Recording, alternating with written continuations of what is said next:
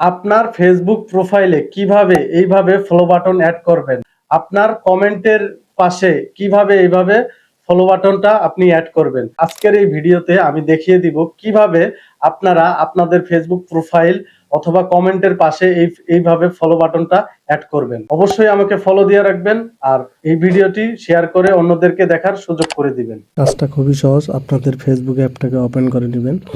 এরপর এখানে three dot মেনুতে টাচ করবেন, সেটিং আইকনে টাচ করবেন, থেকে একটু নিচের দিকে আসবেন। আসার পর এখানে দেখতে পাচ্ছেন how people can find and contact you, এখানে টাচ করবেন।